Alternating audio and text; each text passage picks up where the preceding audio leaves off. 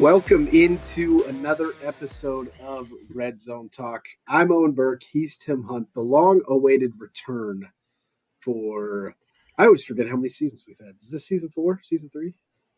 I think we've been doing it together for 4 years. Is this year 4? This is year 4.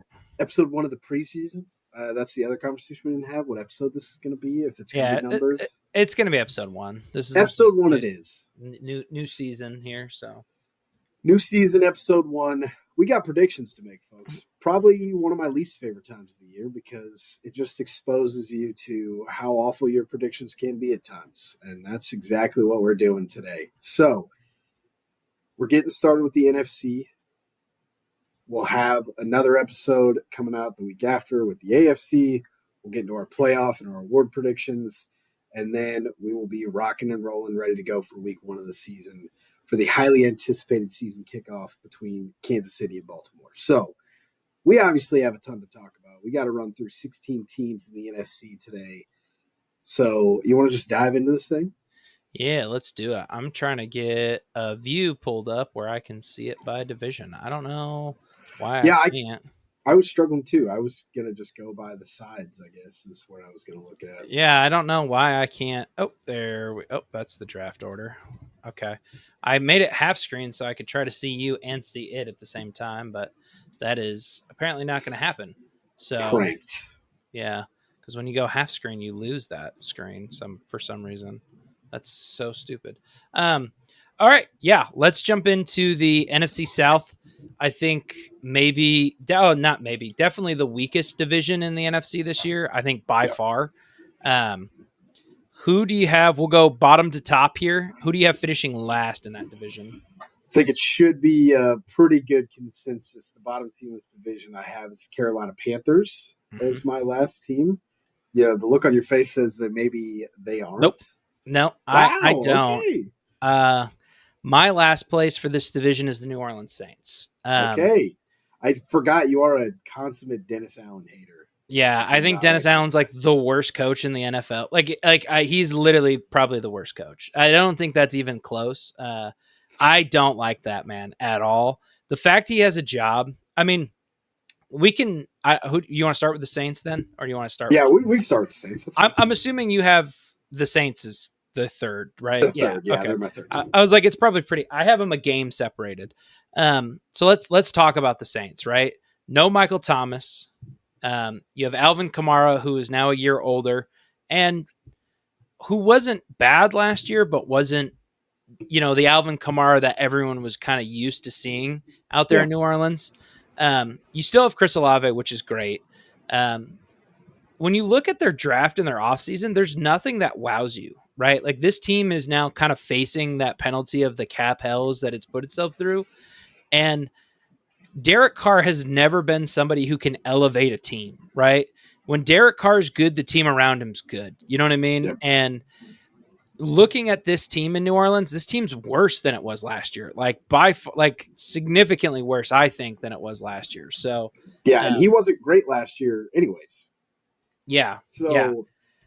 I can see where you're at. I had him at 7-10, probably a game too high. I agree. I definitely take him a bit lower. I think I had the Panthers at 5-11. And as we're talking about this, I do like what the Panthers have done. Is the Panthers your third team on here, I would assume? Panthers are the third team. I have a game separating them. So I have the Saints going 5-12. I have the Panthers going 6-12. I kind of sat and thought about the Dave Canales hire in Carolina. And I was like, I just don't love it. But at the same time, for Bryce Young, you add a wide receiver into that room. They trade for, I'm going to call him Deontay Johnson. He's not Deontay Johnson. It was Deontay. Oh, it was Deontay Johnson. Okay. Yeah. For some reason, there's always you could just interchange every Steelers wide receiver ever. And I always get them mixed up because who's the guy they have? It's still in Pittsburgh. Why am I blanking on that? George Pickens. God damn. I was like, man, I swear one of them was still there. George Pickens still there. They're all the same because in 2 years, Deontay Johnson won't be in the league, right? Or he'll be playing tight end like Chase Claypool. That's just what the Steelers do. They just move on and those guys disappear rather quickly. Yeah. It is a ridiculous track record of that happening. And Yeah, like Johnson's the next name up to have it happen. pretty much. But point being is you add Deontay Johnson, and then you add Xavier. I always mess up his Leggetti. Leggett. That's what Leggett. I've heard it pronounced. We're going to go with Okay. Leggett. Who I like, who I think is going to fit in. He's obviously a fan favorite down there in South Carolina. Everybody loves his country accent. I just look at that team and I say that team got better, right? Frank Wright was not good, not what I expected him to be. I had high hopes for Frank Wright. I thought it was going to be a good turnaround, but I just don't see that team struggling anywhere near as much as it did last year. Bryce Young's got a full year under his belt. He's got something to prove this year, right? And I think if they go out and win 6 games, that'll be a dramatic improvement for this team. And that's kind of the direction I see it going. Yeah, and I just had them down at 5 games, so we're not too far apart on them.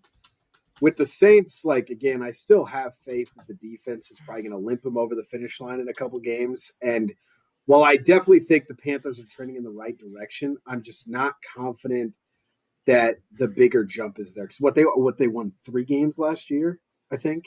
Yes, Maybe yeah, I 4. believe so. And I have them at 5. I could definitely see 6 and possibly even 7 if they heat up. Like, I think I'm more of a Canales fan than you are. I'm not sure what the X's and O's is going to look like for him. I don't know what the play calling is going to be. I mean, he got the most out of Baker Mayfield, and they added a lot to that offensive line. They signed Robert Hunt from Miami. Like, they solidified pieces in that offense. Yeah, and like you said, they got the most out of Baker. He has a very, very good track record with quarterbacks, and that is what Bryce Young needs the most right now. It's just a little bit of confidence in a guy that's going to believe in him. And I've always been a fan of Deontay Johnson. I think he's one of the more underrated route runners in the game. So we'll see if he can avoid the former Steelers receiver curse that has been laid upon anyone who's left that receiver room in Pittsburgh. But Adam Thielen was good last year.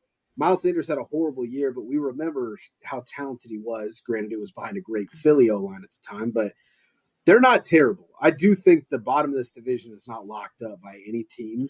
Yeah.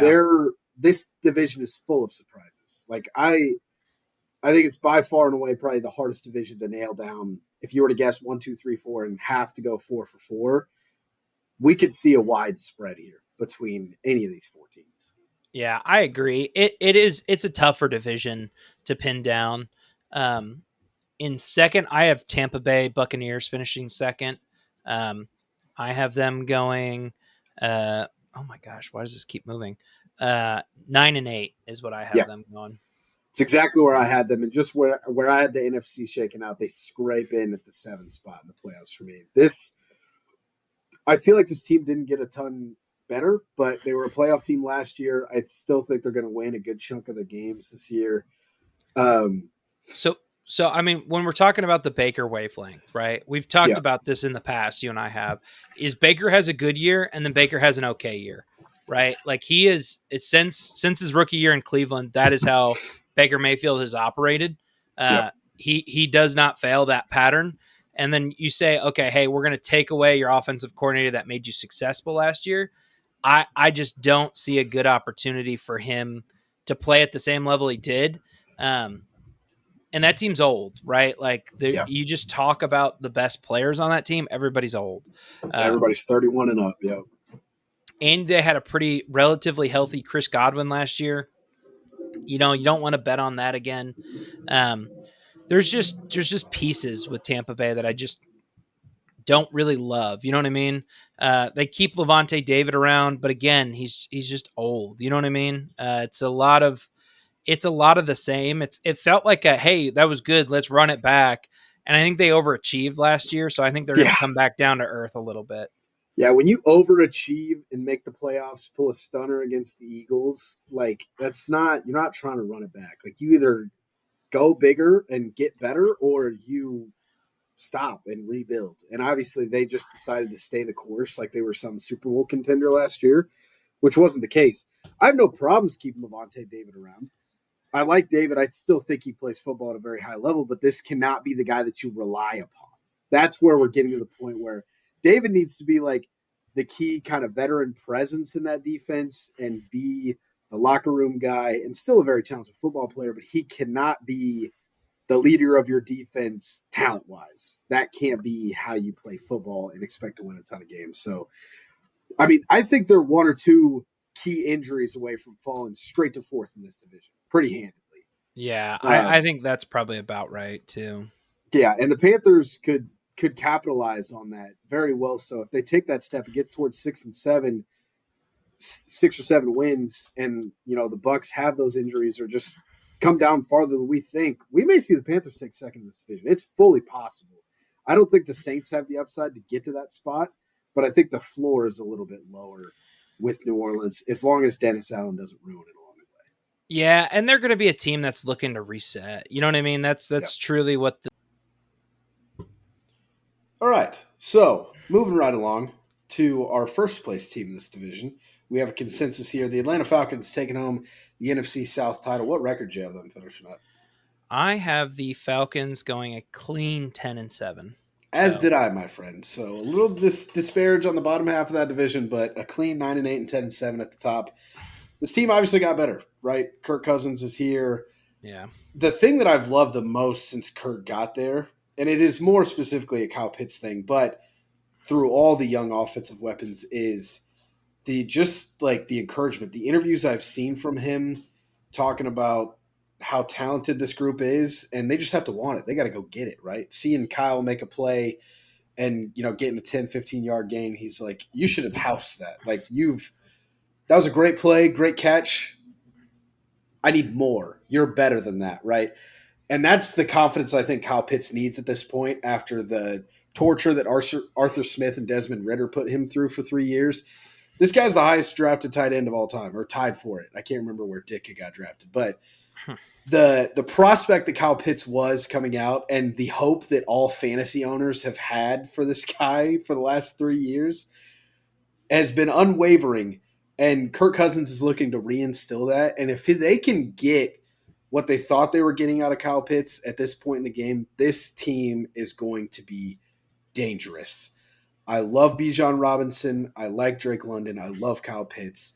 The defense is solid enough to get the job done, I think. I like where this team's at, but obviously not hopping up to the 12-win category. If they could take advantage of the division, I could see them reaching that 11 to 12 win mark. But you know how division games are. There's not a lot of teams that go 6-0 in the division. Doesn't really happen. But the Falcons on their way to that division title that I think they should have won last year. Yeah, I think a lot of the advantage the Falcons have is they have a third place schedule this year. So last year finishing third place. So they have an easier out of division schedule. So I have them going 2-4 inside the division. Yeah. I think they're gonna I think that's how that division is gonna go. Everyone's gonna go 3-3 or 4-2 or 2-4. Yeah. So outside of the division though, they have a lot easier games. So I think that's really what plays their advantage. They bring over Zach Robinson from the Rams, which I think is a great move. Sean McVay, Kyle Shanahan, they like those stand in the pocket, you know what I mean, throw on timing kind of quarterbacks. Yep. So I like the OC fit. I wasn't the biggest fan of DeMeco Ryans, right? Like I don't always love bringing in a defensive coordinator, but I think with this division and how it's structured, I think they'll be perfectly fine. I like their odds this year. Yeah, I 100% agree with you. I don't think there's much more to add to it. This team was good, and they underachieved last year. They get a new quarterback. You bring in a new OC. They have dynamic playmakers in that offense. They should do wonders. And like I said, if they can up that division record from year 2-4, I had them at 3-3. If they could take advantage in division, this team has a chance to win 12 games with where their schedule sits outside the division. So yeah, I could see it. I just don't trust the Falcons. I was like, I think it would be crazy. And if there's anybody that's been burned too many times by Atlanta, it's been the man across from me. I just don't believe in them anymore. I don't blame you. I was a year early on them. I thought they were winning this division last year. They should have. I think it's a good team, and I think Kurt's going to bring what they need. Offensive wise, if we talk about offensive weapons, they're probably not a top 5 team, but they're definitely a top 10 team. Between Bijan, Drake London, Kyle Pitts, it's a lot of guys of, oh, what if? What is this guy's? What can he be? Yeah, I think those three guys have been handicapped by Ritter and Arthur Smith for a couple of years, and I think Yeah. we're going to finally see it. I mean, all three of those guys were top 10 picks, right? Kyle Yeah, Pitts was 4, Bijan was 7, Drake London was 10. There is talent there for sure. It's just the absolutely. question of putting it all together. So, All right. Jumping in, the next division we're going to do is the NFC North today. Um, I have the Vikings as the last place team. Who do you have? I did as well. I had them at a lowly 4-13, and I think I might be a little low on them personally, but the roster to me is not super talented. I like Aaron Jones a lot, but he did get a year older. The running game didn't have a ton of success last year, and a lot of it was Alexander Madison, but I do think a tad bit is tied up with the play calling and the O line. Um, but the biggest question is the quarterback spot, and we don't know who it's going to be at this point, right? And I look at the O line and I look at the guys that they're throwing to, and I'm like, whether it's Sam Darnold or JJ McCarthy, I don't feel super confident, right? So it came down to when you're picking game by game, I'm like, where do the Vikings get their wins at? I don't know. That's why I had them all the way down at 4-13. Yeah, I mean, and they overperformed in one loss games a little bit. Yeah, You know what I mean? Or single possession games. That's what I was looking for. Um, I think they go to McCarthy at some point. I think Darnold maybe has like a 4 to 6 game runway, and I think they struggle. I think they might win. I think they might start off the season like 2-4, yeah, and then you see McCarthy kind of come in because the season's a scrap at this point. Is truly what I think. Because they added pieces, right? Like you add an Aaron Jones that has some value. Robert Tunyon is a serviceable tight end. yeah. Um, not that you really need tight end help there, but um, yeah, it's just going to be interesting. I think they're in a weird spot quarterback wise. I like Kevin O'Connell. I don't think this is the statement of who he is. I just think Nah, this team's a year away. I really, yeah. I really think that's what that comes down to. Yeah, if there was ever a team where I think they're kind of built for that rhythm and timing and just getting the ball out to certain, like, they have the playmakers. I don't know if I said I didn't like the playmakers who they're thrown Mhm. to. I definitely do, obviously. Yeah, Justin Jefferson and Jordan TJ Hawkins, Addison. And Jordan Addison, and yeah, Hawkinson. Yeah, it's they have Hawkins. weapons. Hawkinson's hurt. He's going to miss. I think it's like 6 to 8 weeks this season. Yeah, you're right. So, um, you got to count that in to some degree, obviously. Yeah, so I mean, rhythm and timing, get the ball out to your playmakers and let them go to work. This team can overachieve very well, but the division's going to be a lot tougher. I don't think they have a super easy schedule. So Yeah. it's really just, it all comes down to how well the quarterback plays and how well the guys in front of him keep them upright. Because if the offensive line falls apart, it doesn't matter who's back there. They're going to struggle. Yeah. All right. Third in this division, I have the Bears. I have the Bears going 6-11. Um, I had the Vikings going 5-12. By the way, so we were a game apart on that. I think the Bears and the Vikings kind of stay in that realm. Um, I like Caleb Williams. I mean, he's a rookie quarterback, right? Yeah. So I don't think Eberflus is going to be around after this. That's the only problem I see. Is I think Eberflus has to make the playoffs this year, and it's kind of unfair to kind of put that on a rookie quarterback's shoulder. Yeah. CJ Stroud has kind of spoiled everybody to rookie quarterbacks. Like, Yep. we can't expect rookies to come out this year and have that level of success. Just won't happen. This team is ultra talented. For me, it just comes down to coaching, right? Like, Yep. what's that difference in coaching? And they play in a super loaded division. So, Yeah. Yeah. I had the Bears finishing at 7-10. yeah. At third in the division as well. I think this team is very good. I like the defense. Obviously, the top three in the receiving core is insane. They're going to be able to do the running back by committee and do it very well. Well, they have Swift. They don't even need to do it Oh, by yeah. committee. They I mean, you signed have Swift. Swift, and you still hold on to what's his face? The running back from last year. I can't remember his name. Roshan Johnson. Yeah, Roshan Johnson, too. Or no, So it's not Roshan Johnson. It's Jalen Johnson. Jalen Johnson's the corner. Oh, okay. I think you might have been right the first time around. Is it? Okay. I like this team a lot. I think they are a year away, and I agree with you. Like, with a different head coach, like with a Doug Peterson or a Sean Payton, this team It might is win Roshan Johnson. 10 games, maybe even. Like, I I- think there is an upside of that. It's Yeah, just the problem that I have is I sit here and you look in their division and it's like, do I think they're better than the Lions? No. Do I no. think they're better than Green Bay? No. So it's kind of it's tough to see them getting to 10 wins this year. Yeah. I mean, even when in a 7-win season, Caleb could still go down as the single greatest Bears quarterback season in history if he throws for 4,000 yards, which I think is a very high mark to set for a rookie quarterback. But it's possible, especially when you look at the talent around him. Like, there has never been a better situation that a number one pick has stepped into than what Caleb Williams is walking into with Keenan Allen, DJ Moore, and Roma Dunze to throw the ball to. Yeah. They should be a very good team. It's very tough. It all depends because the defense was fantastic when they traded for Montez Sweat. They were a top 5, top 10 defense after the trade deadline last year. And I think Eberflus obviously has a hand in that, being a defensive coach. And then you look at the offense, and yeah, we're banking a lot on a rookie quarterback and a rookie receiver, but man, they're talented. So it really comes down to what Eberflus can get out of the offense, right? If he's going to be super hands-on, if it's going to help or if it's going to hurt. I don't know. They could be a sneaky team, especially if an injury happens to one of those top 2 teams and they stumble. Who knows? Yeah. But I agree with you. I think they're a year of the way, and I think it's a head coaching problem more than anything. I think we both have them at their floor, is what Yeah. I'm going to say. I don't think we have them in the middle. I think we have them at their floor. I think this is maybe the worst they possibly could be. I think they have a high swing of 4 to 5 games. Like if they Yeah. won 10 games, it wouldn't surprise me in the slightest. No. It is tough. They are in a stacked division.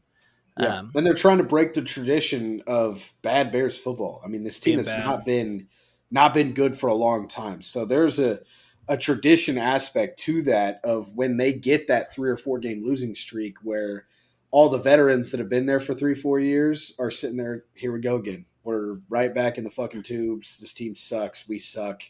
It is what it is. So you've got to break that cycle. And if they stumble, especially if it's early, I think they will struggle. But they get hot and they can avoid having any 3 or 4 game losing streaks at all. They might be able to put something together, but I agree. I think we're on the low side, and that's fine. We're trying not to be the year early like we always are. Who do you have finishing second in this division? Second in this division, I have the Green Bay Packers going 12-5 in this division. Yeah. A very, like you said, a very good division. Jordan Love obviously proved something. He got better as the season went on last year, looking to build upon that. As much as they don't, to me, have a superstar receiver, they've got 4 pretty good ones, and it's proven now that you could have 4 number 2s as long as you got a good quarterback and a good offensive-minded head coach. You can make that work, right? So you get better with Josh Jacobs in the backfield, and I think that's the biggest X factor to me because that has always been something that has puzzled me even through the Aaron Rodgers years, and you can go back to the Brett Favre years. For a team that plays in some of the worst conditions come postseason time, cold, horrible football to play in, where you want to ground and pound and be a physical team, they've built some of the most successful air raids of all time. So now you get that bruiser in the backfield and Josh Jacobs. And if this team can somehow get a home playoff game or 2, I will tell you that I, or probably not a ton of players in the NFL, want to be tasked with trying to tackle Josh Jacobs with a -20 wind chill. That's going to suck. So I think they're in for a really good year, but I like the Lions just a little too much to have them take the division again. I have it flipped. I have the Lions going 11-6, finishing second. They make the playoffs as a 6 seed. I have the Packers going 13-4. I think Jordan Love takes another step forward and plays a little bit better, and then hopefully you can get Christian Watson a little bit healthier this season. Like you said, you add Josh Jacobs, who is just a true pound it back, who's going to be good for 1,200 yards this season for him. I like the Packers a lot. I think, we'll do a betting segment in 2 episodes. Yeah, 2 episodes. We'll have like a little bit of a betting. I'm probably taking the over. I'm probably taking them to win the NFC North. I think that's a pretty good bet. I like the Lions a lot. I just don't know. There's something that feels off with that team. Um, they're going to have to start making hard decisions and tough decisions, and it's going to kind of Yeah. be interesting to see what they do. Um, Ben Johnson is great. Like I'm super excited for them to kind of keep doing what they've been doing. I worry a little bit that hey, last year they got to play the underdog role the whole season, and it was like, hey, nobody believes in us. This is Detroit, like, and I think that's gone, right? I think a Yeah. lot of people are going to have them as favorites in a lot of games and to win this division. And now the pressure's on. And whenever a team has that, they typically take an odd small step backwards. Yeah. It's totally possible. I think the biggest question to me is what does I Jameer Gibbs has to be on the field, folks. Like that. I love David Montgomery. He's a great running back. Is still a guy that I would target in fantasy drafts. Jameer Gibbs is a special kind of athlete, and I think they held him on the bench too long last year, even as a rookie. He is a playmaker, and he has to be on the field. So I'm really curious to see what the split looks like coming out of the backfield. Yeah, I had him going 13-4. 13-4. Yeah, I could see this flip flopping for Green Bay and Detroit, but I do think there is going to be a split. There always will be, right? Yeah, Like Jameer Gibbs is your third down running back without question. David Montgomery in short yardages and goal line packages, he's your back. So yeah. uh, I think you're going to see it be a little bit more geared towards that this year, where David Montgomery was getting a lot more carries last year. I don't think you'll see him get as many carries this year, but don't think Jameer Gibbs is going to be your guy on the goal line. There's just no way. So Yeah, most likely not. And I just think I like that setup. I think outside of those two situations, Gibbs should be playing probably a good 75% of the time. Like, I think talent wise, and as far as what I've seen in the flashes, he might be one of the better running backs in this game. I loved what I saw from Jameer Gibbs last year. So, a powerful athlete, and I think he's a big X factor of what this team can do this year because he could turn any second and 6 can be a 50-yard house call when he has the ball in his hands. And he is special in my mind. So, yeah. Well, cool. That kind of puts a nice bow on that division. yeah. Anything else you wanted to talk about there?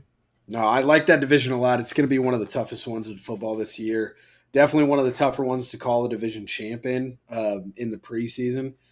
Because, again, if Jordan Love doesn't take the step and the Lions do have that step back and the Bears get past that floor, they could win this. It is possible.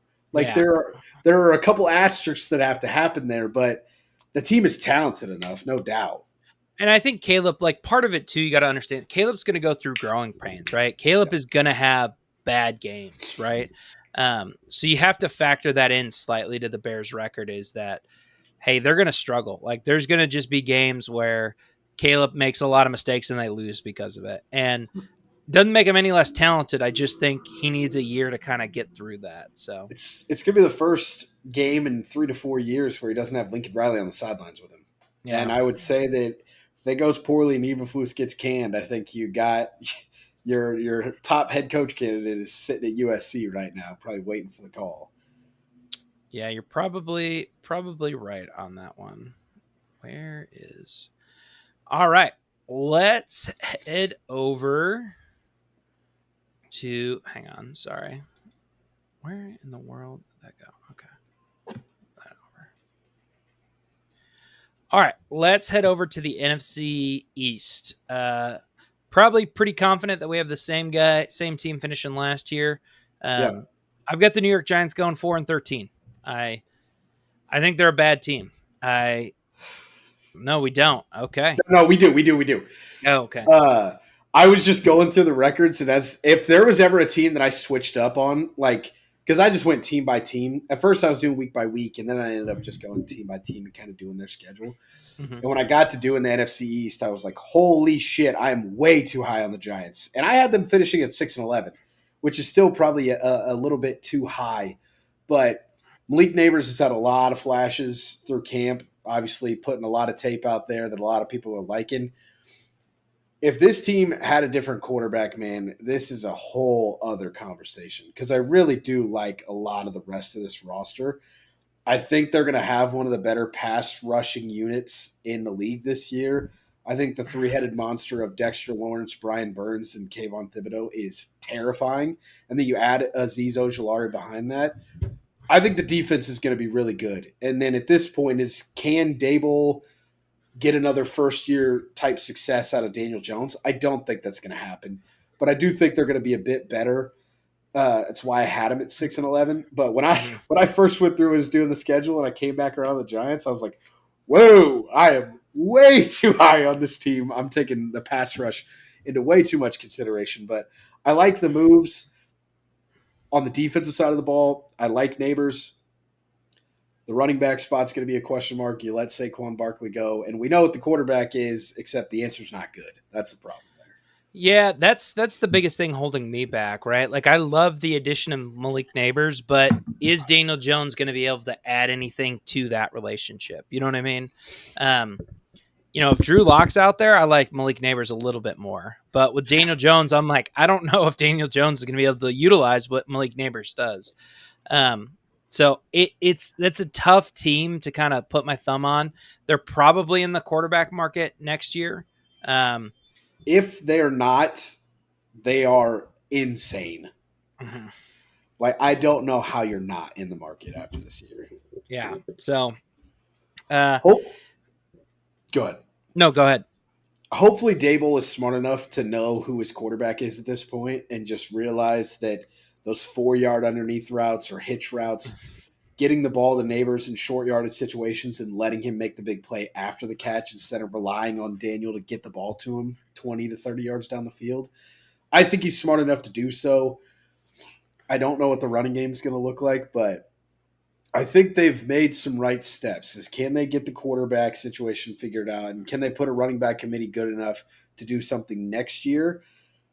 I really hope that Dable survives I don't think he will, but which is crazy. Can we talk about how ridiculous it would be to fire Brian Dable? I I understand. I don't think it would be, but I think it's crazy on the standpoint of how good of a head coach I think he can be. I understand you need a reset after a while. You have a couple bad seasons. It's hard to get that out of there. Somebody's going to get a damn good head coach at the end of this season.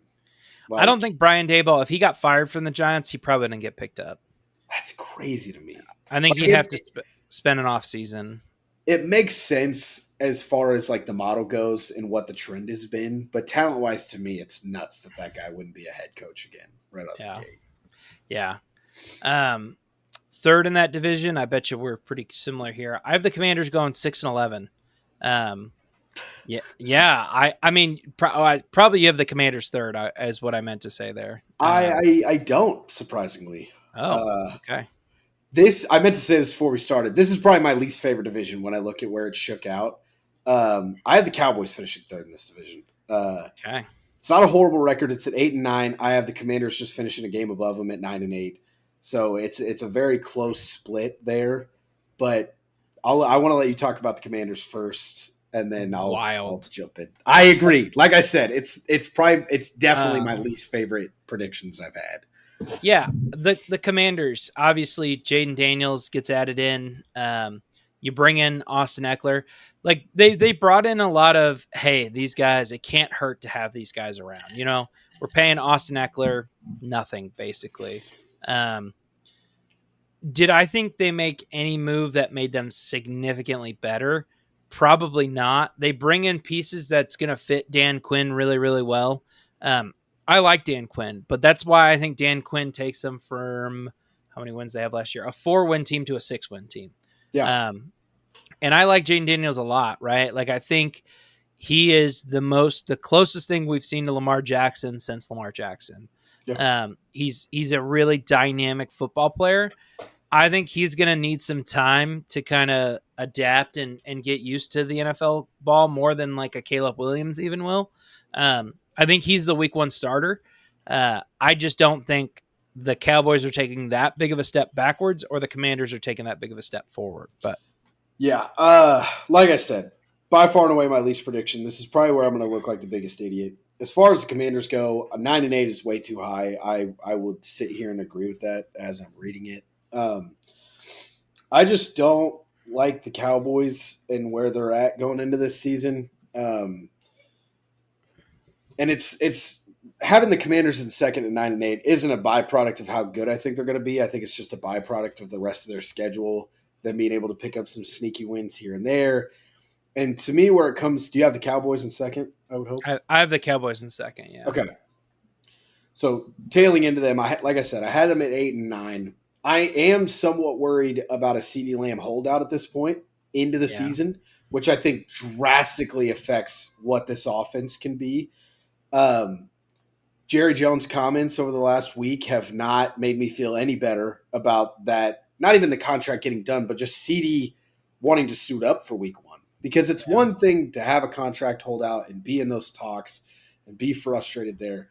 But to have an owner nonchalantly shrug off your extension after you put up 1,700 yards in a game, 1,700 yards in a season is crazy. It's one of the more disrespectful things I can remember in recent memory of an owner. Just like, I mean, this guy going into the season, looking at just last year alone, CD might be a top 3 guy at his position going into this year. And you got Jerry Jones on the sideline at minicamp saying, I mean, we don't miss him that much. What are we talking about? That's insanity. So the running back room is not great. I love Deuce Vaughn. I really hope that Zeke can turn back the clock. That would be a really fun thing to watch. But Zeke wasn't bad last year. He just wasn't Zeke Elliott. You know what I mean? And they're probably going to add somebody. You know what I mean? Like, I wouldn't surprise. I don't think Dalvin Cook's been signed yet. They'll probably take a flyer on somebody like that. But playoff Lenny. He didn't Latavius even Murray. Yeah, there's a good example of a guy. Latavius Murray. They go from 8-9 to 12-5 in my book, just like that. I think Latavius is still a free agent too. It would shock me if he was signed to a team at this point, truthfully. Which is wild because he's been, consistent. I guess, pretty consistent. Oh, he's signed to the Bills right now. Okay, there you go. He might get some decent work there behind James Cook. There's a possibility of that. Yeah, no, but I do agree with the Cowboys are a little bit of a mess this year, without question. Offensive line got worse. The running back room got worse. You sit here and you say, what got better? And I tell you nothing. Nothing. Not a single spot. Not a single spot on that team got better. So I think they take a big step down. I really, really, really do agree with that. I don't have it as dramatic as you do. I have them going 11-6. 11-6. I mean, that's a win down. Like, they might be a 10-win team. I think there's still talent. I think this team's still good. Jake Ferguson is a really good tight end. CeeDee Lamb, I think will play at some point and make up for that. But I have overall this division taking a small step back. I do too. Like, I don't have the Eagles being anywhere near as dominant as they were last year. So obviously we both have the Eagles winning this division. Yep. I have them going 13-4, which I guess would be a step up from last year. Yeah, it would be. Here's why. If you look at, like, I understand all the stuff that's come out about Nick Sirianni and Jalen Hurts aren't getting along. I don't really care. And here's why. Nick Sirianni is a general manager coach, right? He is not a OC guy. He's not going to call plays. And if you look at how the team did in free agency, obviously the team got better, right? Yep. Anytime you can add a Saquon Barkley, you go, okay, I'm really interested in how good that team can be. You keep Landon Dickerson. Obviously, you lose Jason Kelce to retirement. You sign Landon Dickerson. You add Bryce Huff onto that team. Like, they made some moves. They attacked corner in the draft aggressively, which is exactly what they needed. Yeah, and honestly, I think Cooper DeJean probably ends up. I don't know. Has he been playing safety? I haven't looked to see what he's been. I feel like he's probably been playing safety, but more than likely he's going to play safety. So you draft Quinyon Mitchell is going to be your fix for corner, and I bet you have Cooper DeJean. Let's see where they have him on the roster. And I mean, you still have Darius Slay, which wasn't great down the end of the year or down the Yeah. stretch. But I think when you have such a weak spot in Bradbury on the other side, that's fun. All right. Technical issues, obviously. First episode back. We're working through some things, so sorry about that. This will be the second jump cut, you see. Yeah. But back to the Eagles. The biggest thing they have fixed was their coordinator situation, right? Yeah. Last year, I'm going to blank on who their offensive OC was, but he got. I couldn't tell you. Yeah, he was bad. He was their Brian quarterbacks Johnson? coach. Brian Johnson? Yeah, I think that's right. Brian Johnson. He moves on. And then you bring in Kellen Moore, right, who has been nothing but stellar everywhere he's gone. He was awesome in Dallas. He was great. He was pretty good last year in LA. Obviously, that team wasn't great last year, but I thought he was the exception to that rule last year. And then you had Vic Fangio on the defensive side of the ball, right? Yeah. I think Matt Patricia is an NFL defensive coordinator. I don't know if you can blame Matt Patricia, but he obviously took over halfway through the season and didn't get to implement his own offense. So, they fixed the major concerns that I have about that team. Is they brought in veteran leaders who are going to be able to run both sides of the ball, and they got more talented on offense. So. Yeah, and I think the biggest thing for me, I do buy in a little bit to the stuff that's been coming out about Sirianni and Hurts, but I think when it comes down to it, I don't think it's going to affect them playing football a ton. I had them finishing at 11-6, so a slight step down. But the biggest thing for Sirianni this year, I think he knows that the writing is a little bit on the wall, right? A disappointing end to last year. You know, you had the coordinator mix up halfway through the year. And yeah, they brought in two great talented coordinators, but at the same time, that means that there's two guys in-house knocking on the door waiting to take your job, right? So you have to deliver, right? You have to answer here. And it's not that he's been terrible or anything, but when there are those rumors swirling about you and the quarterback that they've already given an extension to getting into arguments and not getting along, and you have Kellen Moore, who probably – by most hiring cycles would have been a head coach twice over through two cycles at this point, and a guy who has a ton of head coaching experience, Vic Fangio, are both in the building now, right? So whether you get along with your quarterback or not, you got to figure it out, and you got to win football games, because if one of those two guys has to leave at the end of the season, it will 100% be Nick Sirianni. There is no chance that Jalen Hurts quarterbacks for a different team next year, just strictly money-wise. That's just how it is at this point. So I think he'll respond well. I hope he responds well. I mean, there have been some, I wouldn't say off-field antics, but after they beat Kansas City in Arrowhead and the yelling off the sideline, he has some stuff that's happened where I'm like, you're a head coach in the NFL, man. You gotta be professional about this. You gotta grow up a little bit. So you've just got to come out and win games. So I had him at 11-6, which is either right on par or a step down from last year. Not terrible. Same as last year. And they should get better, in truth. Saquon Barkley behind that offensive line is going to be crazy. Terrifying. It's because insane. as much as they lost Jason Kelsey, I'm not expecting Cam Jurgens to come in and be the all-pro, Pro Bowl, Hall of Fame level center. Cam Jurgens is damn good. And you bring in Dickerson, you hold together the rest of that line. Lane Johnson stays healthy. This team is going to be dangerous. Yeah. They have no reason not to be. I agree. No, I agree. Let's jump into the NFC West. You ready to talk about them a little bit? Yeah, bring it on.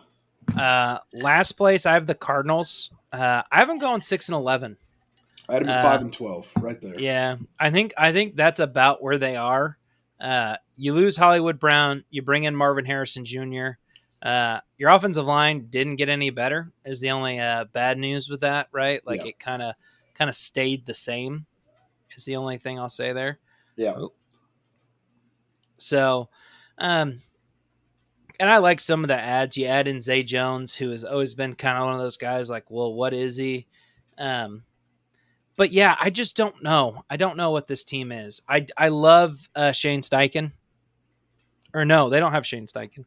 It's the other coordinator from the Eagles. Yeah, I like him a lot. I thought he did pretty well with nothing. Now let's see what he does with something. Yeah. And I think it's going to be about 6 wins. So This is probably going to be one of the teams that I watch the most outside of my own, because I think a lot of people have forgotten how good Kyler Murray can be at football when he plays 16 to 17 games in a year. Jonathan Gannon.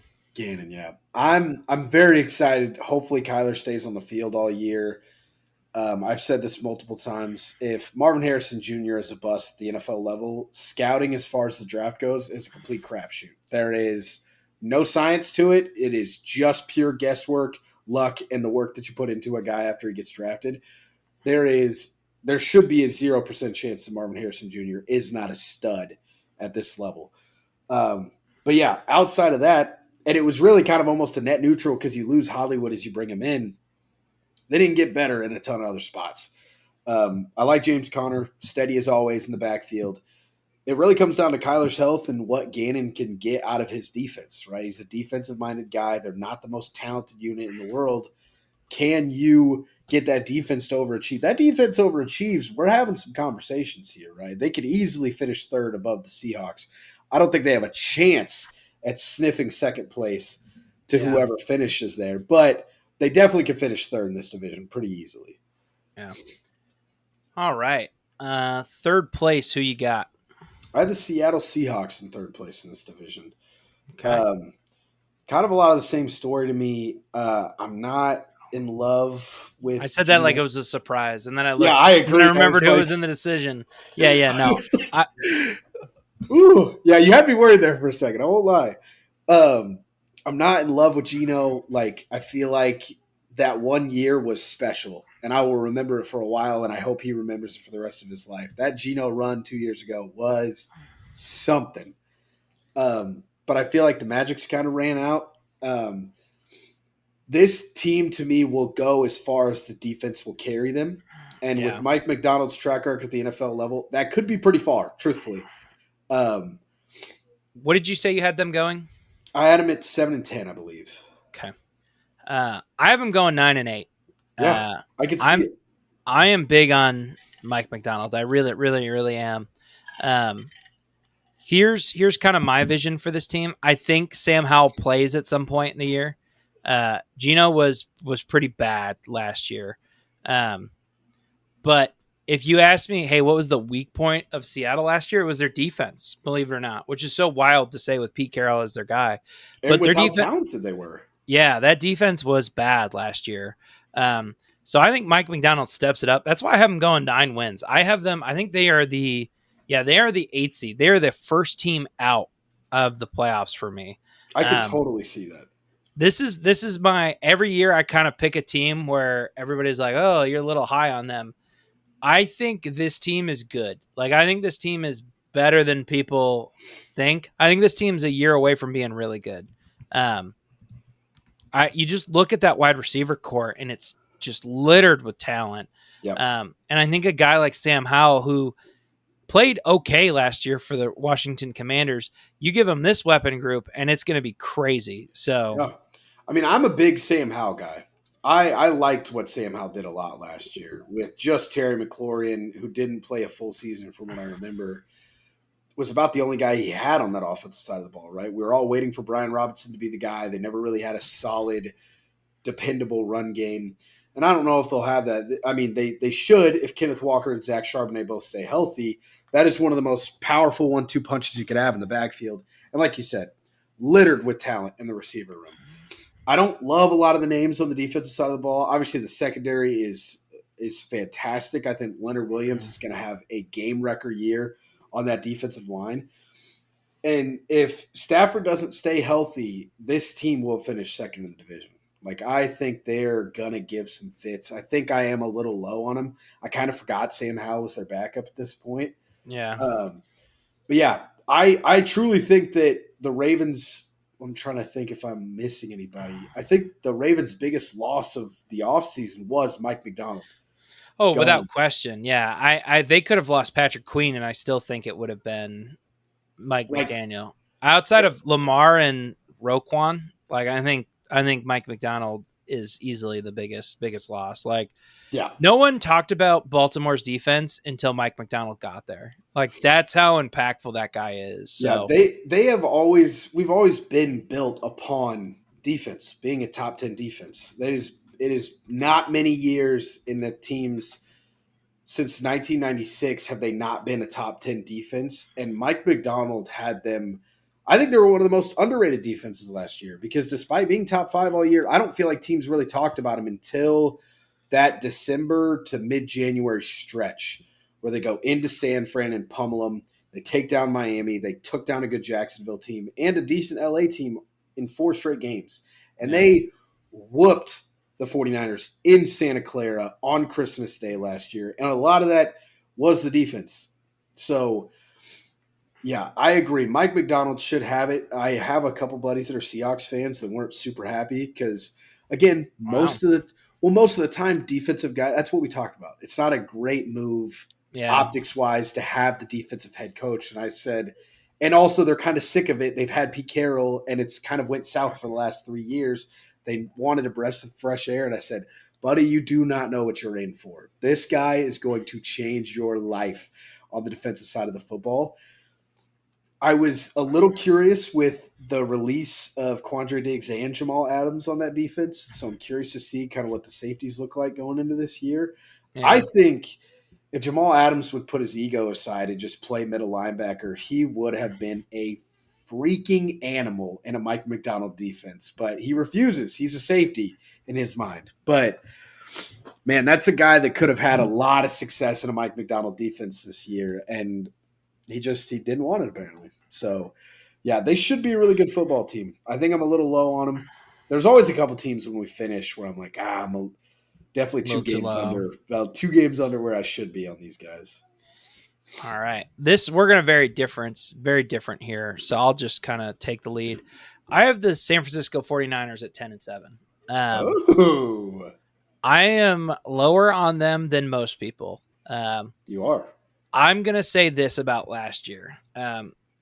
They looked really good until Purdy kind of, had that midseason stretch where he kind of fell apart. The thing that San Francisco got away with last year that I don't think they'll get away with this year was they were injury free. McCaffrey was healthy for the whole season. I think Kittle was a little on and off. He was Debo, banged up, yeah. Debo was a little on and off, but they will not be that injury free this upcoming season. And we just talked about all the reasons why a lot of these teams are going to be significantly better. And the NFC is going to be significantly harder than it was last year. And like top to bottom, the NFC is just wild. Like it is getting better. Last year, I would have said, well, the 7th seed in the AFC could win the Super Bowl and it wouldn't shock me. It's getting close to the point of like, besides the NFC South, man, the NFC is top to bottom getting damn good. Like it is loaded full of talent. And I think they're going to struggle, right? Like I think McCaffrey's going to miss time. Like I don't want to wish injuries upon anybody, but it's a reality of their situation. Yeah. And It's not a wish, it's a prediction. And Brock Purdy's good, right? And he's not great. And when he didn't have the defense to carry him and when he didn't have all of that, it's been a struggle. God, who was their DC that just left? Raheem Morris. Yeah, Raheem Morris. So you're replacing your DC another time. You know what I mean? I just think I think it's they're due for a step back, and I think this is the season. Yeah, I also had them in 3rd place. I had them at 12-5. Second. Yeah, second. Sorry, 2nd place. I had them at 12-5. I agree with a lot of what you said. I didn't really think too much about the injuries coming into it. This is more about how good I think this 1st place team is going to be. Yeah. So we'll talk about them a bit more. I think we know what the 49ers are at this point, right? We still have a question mark of what Brandon Ayuk's going to be, but at the end of the day, Kyle Shanahan can take any B-level receiver that's a minus route runner and turn him into Brandon Ayuk for at least a year. I think he could go take Brandon Cooks and get away with that production to supplement Ayuk for a year and be okay. Mm-hmm. So you're going to have to see what the return on that is because the rumors are it might be to Cleveland. They might get Amari Cooper back. that adds another level to that offense at that point. Well, it doesn't add another level, but you don't lose a level. Yeah, and I think Jawan Jennings is good. Like I Yeah. think if you told me, hey, we're gonna plug in Jawan Jennings at the 2, I wouldn't be too upset. Well, they So call him third and Juwan for a reason because despite all of the talent, all of the all pro guys and Kittle, McCaffrey, Ayuk, and Samuels, third and six, the ball's going to Juwan Jennings, and goddamn it, he comes up with it 90% of the time. So they're not going to be a bad team. I do think they might take a step back. It's just the question is it a 1 game step back? Is it a 2? Is it a 3? yeah, And the injuries are going to play a big factor in that. I agree. And they're going to probably not have Dre Greenlaw for a good chunk, if not the entire year, tearing his Achilles I think it was his Achilles in the Super Bowl. Like that's a long road to recovery, and it happened in the last possible game last year. yeah, no, that is tough. Um, I have the Rams going. I have them a game above them. I have the Rams going 11-6. So I'm not saying the Rams are some super team out here, but if you just look at the talent that this team has, man, it's just crazy. If I said Cooper Kupp's your second best wide receiver, you'd be like, that's a pretty good team. And that's kind of the situation they're in, right? You have Puka Nakua, who's probably wide receiver 1. You have Cooper Kupp at wide receiver 2, and then you have Tutu Atwell at your wide receiver 3. Tyler Higbee, still Tyler Higbee, right? Middle of the road kind of tight end. Um, and the thing I love the most that they added was Jimmy Garoppolo, which sounds so crazy to say, but I think Jimmy Garoppolo with Sean McVay, if when Stafford misses his 4 games, like Jimmy Garoppolo is going to go 3-1. I don't think it's that Should big of a drop off. You know what I mean? the only thing that puts that in jeopardy is Garoppolo being hurt the same time that Stafford is. That's the only concern that I have because Jimmy, I like him. I'm not trying to come at the guy. Is the worst about stubbing his toe and missing 4 weeks, especially if the team is in the middle of a slump. Like I question whether that guy likes playing football sometimes. Like there are some times where I feel, and you would think for a guy that's that good looking, he'd go get into male modeling and be fine. But there are certain times where I think if football players weren't paid as crazily, especially at the quarterback spot, I don't know if he'd be doing it. I have questioned his love for the game a That year. was that was always a knock on him in New England. Like Yeah. he got that knock his last year in New England when Brady had that 4 game suspension and Jacoby Brissett started a game as I think he was a rookie or as it was his second year in the league or Yeah. whatever. Like Garoppolo had like tightness or something, and he didn't play, and the team was pissed. The team And was Brissett like, had to play with a broken rib "Yeah, because that's Jimmy what it didn't was." and Jimmy Yeah, didn't want to suit up. And you're like, dude, come on. Because yeah, I think what didn't Jimmy play and he got hurt and then Brissett broke his rib in the last. You're like, okay, we got 1 game left, Jimmy, please. And he's like, yeah. Dude, Brissett's like, going out there with a fucking broken rib to limp him back to Brady coming back in game 5. Like, and yeah, he's never been the same since that ACL tear. In week 5 against Kansas City his first year, they were 5-0. Turned San Francisco around. A yeah, team that hadn't been really good since the Super Bowl, and he tore his ACL on a completely boneheaded play. yeah. Decided to take a hit from Chris Jones on the sideline instead of stepping out. And to me, he's never been the same football player.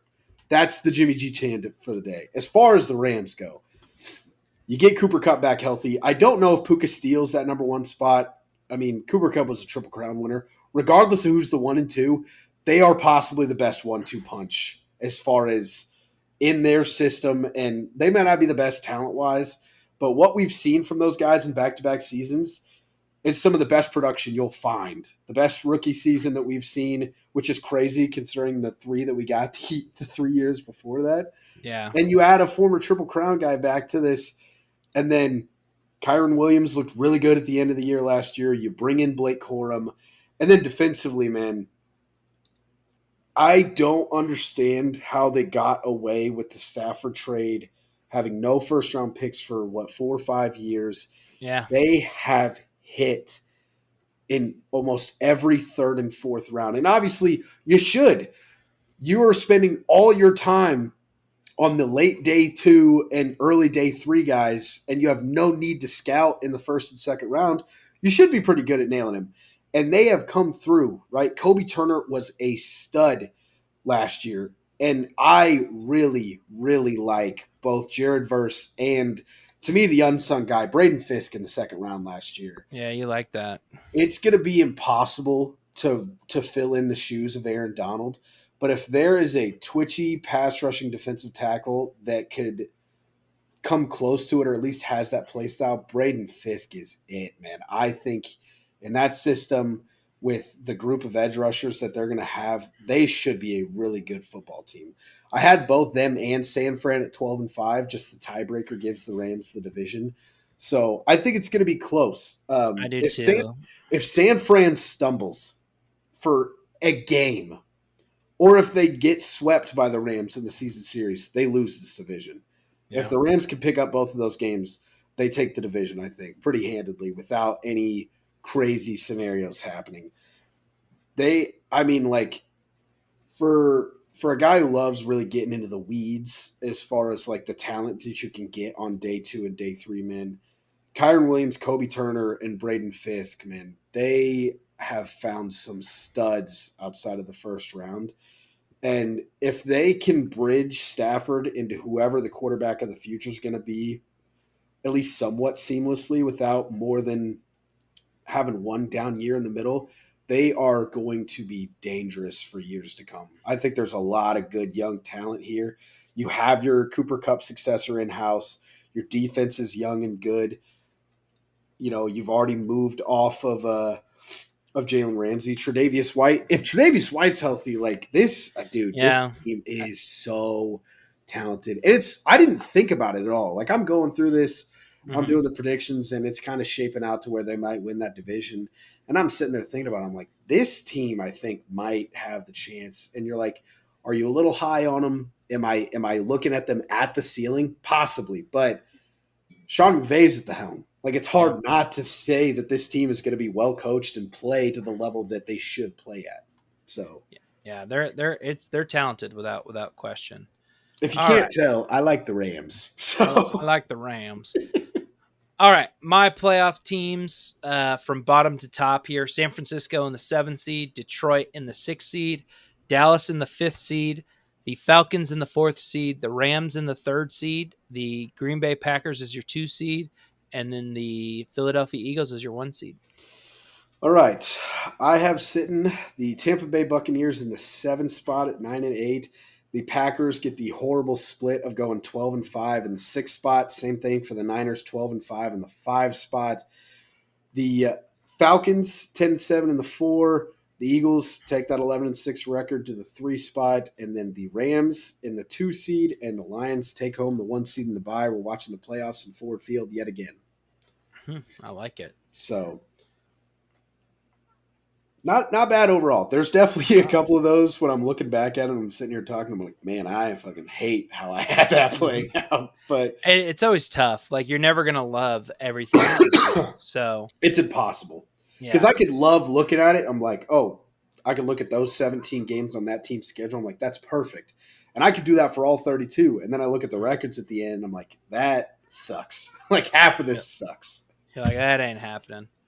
But all right, cool. We'll see you guys next week for the AFC edition.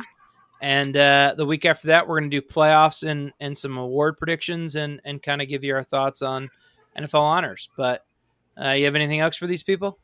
Make sure you go follow all the social medias. My life has finally calmed down. I've moved to Texas. I got a new little cushier desk job. I'm only working about 40 hours a week, so I'm not up around the 60 mark where I was last season. So we're going to have some more time to spend on social media. So make sure you get over, follow Red Zone Talk Pod on TikTok. Make sure you follow Red Zone Talk on Instagram. And obviously, you're probably watching this on YouTube. So if you haven't subscribed already, be sure to do that. Spotify, Apple Podcasts, wherever you want to listen or watch, we're there. So if you guys have any fan questions, any trivia you want to see us run through, anything of the sort, make sure to hit us up. We're not hard to reach out to. Still Owen_Burke on Twitter. If you've got phone numbers and Snapchats already, you know us that well, just hit us up. We're never going to sit there and laugh at an idea in the face. So anything that you think can make the show better or that you want to hear, let us know. We'll make it happen if we can. So that's all I got. All right. Sounds good. Right. Well, we will see you next week for the AFC predictions. Make sure you guys stick around. We'll obviously have to run through our 2 favorite teams and a lot of moving parts in the AFC. There's been a lot of departures, a lot of new stars and new spots. So we'll dive into all of them next week. Until then, stay safe, stay healthy, and we'll see you then.